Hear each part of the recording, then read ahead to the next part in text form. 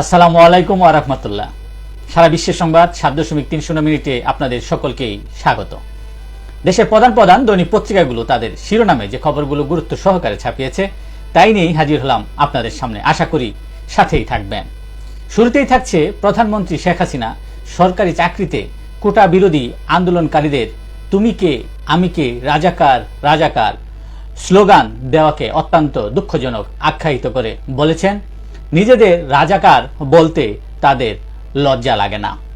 তিনি আরো বলেন, পাকিস্তান হানাদার বাহিনী ও রাজাকার বাহিনী কিভাবে দেশে অত্যাচার চালিয়েছে তা তারা জানে না। এসব অত্যাচারে রাস্তায় রাস্তায় পড়ে থাকা লাশ তারা দেখেনি, তাই নিজেদের রাজাকার বলতে তাদের লজ্জাবোধ হয়নি।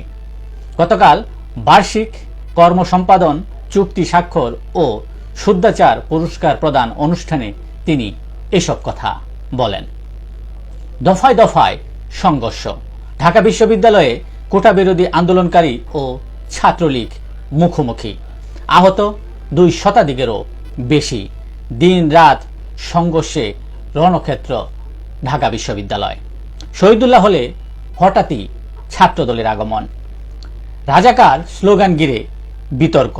ঢাকা মেডিকেলে ভর্তি 297 শিক্ষার্থী।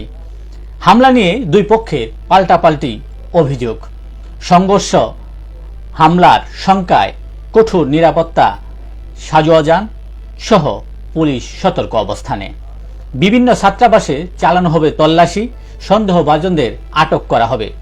আইন শৃঙ্খলা ভঙ্গ করলে শক্ত হাতে মোকাবেলা।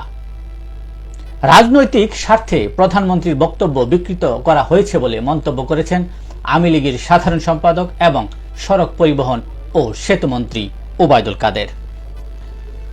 কোটা ব্যবস্থা সংস্কারের দাবিতে আন্দোলনরত শিক্ষার্থীদের উপর হামলার ঘটনায় গভীর উদ্বেগ ও নিন্দা প্রকাশ করেছেন বিএনপির মহাসচিব মির্জা ফখরুল ইসলাম আলমগীর।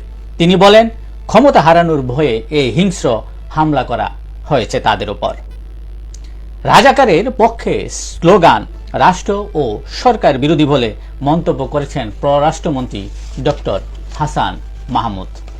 বিএনপির সাবেক এমপি মেজর অবসরপ্রাপ্ত আখতারুজ্জামান বলেছেন, রাজাকারের জন্য নয় এই দেশ, এটা দুঃখজনক, জাতির জন্য কলঙ্কজনক।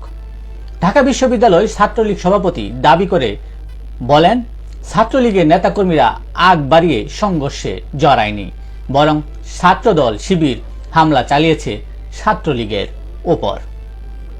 আন্দোলনকারীদের উপর হামলায় রণক্ষেত্রে পরিণত হয়েছিল ঢাকা বিশ্ববিদ্যালয়। আদালত সম্পর্কে বিচার প্রার্থীদের মনে দ্বিধা সংশয় তৈরি হয় এমন পরিস্থিতি যাতে সৃষ্টি না হয়, আইনজীবীদের তা খেয়াল রাখতে বললেন প্রধান বিচারপতি ওবায়দুল হাসান। কাজ না করেই আত্মসাৎ 16 কোটি টাকা। কৃষি সম্প্রসারণ অধিদপ্তরে প্রকল্পে দুদকের অভিযান। হাজারো মামলায় জড়িত বিদ্যুৎ ও জ্বালানি কোম্পানিগুলো। অধিকাংশ ক্ষেত্রে গ্রাহক জিতে যাচ্ছে, ক্ষতিগ্রস্ত হচ্ছে সরকার। 400 কোটি টাকার কে এই জাহাঙ্গীর পিয়ন থেকে হতে চেয়েছেন এমপি মন্ত্রী। ঢাকা চট্টগ্রাম নোয়াখালীতে বহুতল ভবন, আলিশান বাড়ি, কয়েকশো বিঘা জমি, স্ত্রী শাশুড়ির নামে সম্পদের পাহাড়। অবশেষে ব্যাংক হিসাব জব্দ। ডক্টর ইউনূস সহ 14 জনের বিরুদ্ধে সাক্ষ্য গ্রহণ 5 আগস্ট। অর্থ পাচার আত্মসাতের মামলা। দেশের প্রধান দৈনিক পত্রিকাগুলো তাদের আন্তর্জাতিক খবরে যে খবরগুলো গুরুত্ব সহকারে ছাপিয়েছে তার মধ্যে শুরুতেই থাকছে, ট্রাম্পকে গুলির কারণ এখনো অজানা। নিরাপত্তা ব্যর্থতাকে দায়ী করেছে এফবিআই। গোপন নথির মামলা আদালতে খারিজ ট্রাম্পের। গুলিতে রক্তাক্ত হওয়ার ঘটনায় মার্কিন প্রেসিডেন্ট নির্বাচনে রিপাবলিকান দলের প্রার্থী ডোনাল্ড ট্রাম্পের পোয়া 12 অবস্থা হয়েছে। চাপে পড়েছে জো বাইডেন। নিউ ইয়র্ক পোস্টকে দেওয়া এক সাক্ষাৎকারে ট্রাম্প বলেছেন, আমি মারাও যেতে পারতাম, ঈশ্বরই আমাকে বাঁচিয়েছে। হামলাকারীর পরিচয় প্রকাশ করেছে প্রশাসন। অন্যদিকে যুক্তরাষ্ট্রের রাজনীতিকে যুদ্ধ হত্যার ক্ষেত্র হতে দেওয়া হবে না বলে মন্তব্য করেছেন জো বাইডেন। গাজায় ফের স্কুলে হামলা, 24 ঘন্টায় 158 ফিলিস্তিনি নিহত। ইউক্রেনে রাশিয়ার জয়ের রথ চলছে, ইউক্রেনের আরও এলাকা দখলে নিল রাশিয়া। পাকিস্তানের সাবেক প্রধানমন্ত্রী ইমরান খানের হাতে গড়া দল পিটিআই নিষিদ্ধ করতে যাচ্ছে সরকার। তথ্যমন্ত্রী জানিয়েছেন, পিটিআই নিষিদ্ধ করতে প্রয়োজনীয় ব্যবস্থা নেওয়া হচ্ছে। ভারতের রাজ্যসভায় সংখ্যাগরিষ্ঠতা নেই শাসক জোট এনডিএ এর। এই পরিস্থিতিতে সংসদে উচ্চকক্ষে গুরুত্বপূর্ণ বিল পাশ করতে বন্ধু দলগুলোর সহায়তা প্রয়োজন হতে পারে বিজেপির। নভেম্বরে ফের শান্তি সম্মেলন করতে চান জেলেনস্কি। রাশিয়ার সঙ্গে কোনোভাবেই লড়াইয়ে টিকতে পারছে না ইউক্রেনের প্রেসিডেন্ট।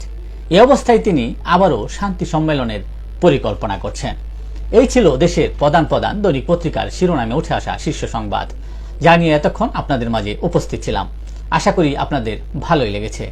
সার্বিক খবরের বিবেচনায় যদি আপনাদের কোনো অভিমত, অভিব্যক্তি, সমালোচনা কিংবা কোনো পরামর্শ থেকে থাকে তাহলে অবশ্যই কমেন্টসে জানাবেন।